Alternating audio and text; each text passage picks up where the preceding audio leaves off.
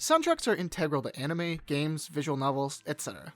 I don't think anyone would disagree with this point though. In fact, a lot of you probably read this title and thought, duh, does this really need a video? While I think it's true that everyone knows that music is a formative factor to pretty much any media experience, I think that knowing is different from really understanding. I feel like for how important people will say OSTs are, very few of them actually get discussed beyond the openings for some shows, and particularly standout tracks. I think it's a case of something sounding so obviously correct, but people will just not really take it in any further or analyze it at all, so I'd like to take some time to talk about some of the ways that OSTs impact experiences.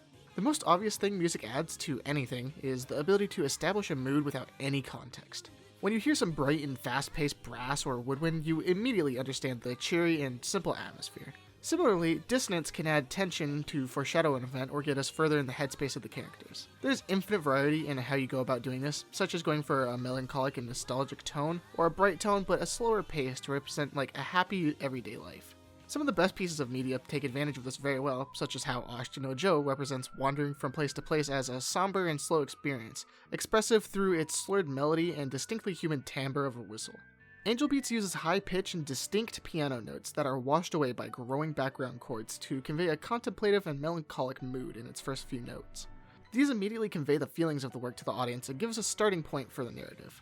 Really, the strength of using music to convey tone like this is how it can really get into these weird feelings that are hard to describe using words or context. There's so much possible nuance in a song through the instruments used and the style of music that it creates mood like nothing else.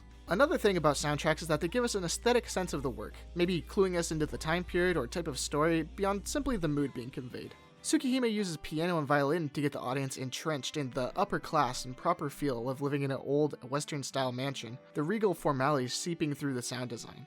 Mushoku Tensei uses very human-feeling woodwinds and strings to make the audience truly feel the rural and close-knit ideals of a society based on the Middle Ages. There aren't many true professionals in this world, and anyone playing an instrument is probably doing it for fun in a group with their friends or neighbors, and the OST represents that well, feeling less like a professional orchestra and more like people getting together and just playing for fun. This element is pretty easy to overlook, but becomes really weird when it's not done right. I've seen shows before where I felt rock doesn't really fit the type of show, like a heavier rock in a fantasy show where it might just feel wrong for the setting. Most shows do a pretty decent job of this though, but when it's really great, it stands out. One final piece soundtracks can add to works that I want to talk about is how they can add a thematic point or make an argument in and of themselves, becoming an inseparable part of the narrative. To me, K-On! Doesn't make as much sense without the fantastic ending theme of Season 1. Don't Say Lazy adds a missing piece to the show that wouldn't really exist without an ED that covers these ideas. The song, to drastically oversimplify, contemplates effort conceptually and talks about the struggle to find true efficiency in such a subjective quality. One criticism I had of the show during the arc where Azusa is introduced is that I was, just like Azusa, annoyed at how little it seemed they practiced and that they weren't putting in enough effort. While this is dealt with in the direct text of the show, this ED does an even better job with its lyrics in tackling the idea. It essentially states that effort is a nebulous idea and that no two ideas of it are ever the same. You can keep dumping effort into something, but eventually you'll spread yourself thin and ruin yourself. You have to fight your guilt and self-pity for not doing as much as you want and realize what is enough or too much. Hence, you have to forgive yourself before being forgiven in the lines of the song. This is an important part of K-On!'s theming, all told through an ending which is also just a banger song. Another track that does this well is Log Horizon's opening, which many people probably think doesn't fit the show at first glance, but it's a rock song with heavy build-up and payoffs, which does seem odd for a show that is mostly about political and social development in a new world inside a video game. But it actually fits extremely well. While the show isn't as hardcore and upbeat like the song implies, it actually has tons of huge climaxes following important build-up and development, just like the song itself. Any of the major plot moments throughout the series are worthy of the amazing releases of tension that this song by Man with a Mission expresses. And the lyrics of the first few lines summarize better than anything the show for me. Just read the lyrics on screen, although mind the English.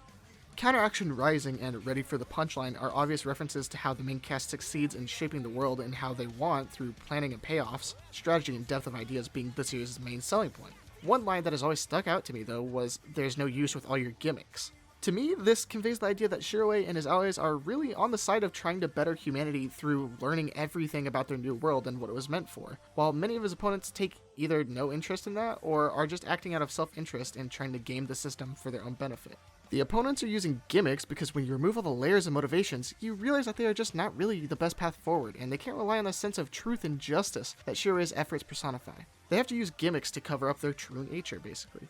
Crush the Want to Compromise represents the confidence in their perspective, while What About the Antidote for the Jammed and Hypnotized is furthering this idea that their enemies wouldn't be acting this way if they were truly acting in good faith and for the betterment of the world. Run the Lie That Covers and Who's the Real Sucker Now are the climax for turning the tables on these people who just take the easy road while Shuei and his group seek even higher ambitions. These several lines summarize the show's main conflict and ideas in such a succinct and pulse-pounding way that I just adore. I think this is a really interesting and unique way to convey ideas, and can add to a show's narrative without simply explaining it in the text, but through a piece of music that can add so much more nuance than even simply writing this video can't match. I seriously love Log Horizon, and the opening is a big chunk of what I associate its strength with. Wrapping up, this video is by no means all, or even most, of the ways that music can interact with storytelling meaningfully and add to an experience, but simply a starting point of ways to think about how media conveys ideas. Now that I've gotten all this down somewhere, I'm going to start doing some analysis of tracks of anime, visual novels, or games that have worked really well for me and impacted my feelings on a work. Look forward to that in the near future, and thanks for sticking around to the end. As always, have a good one.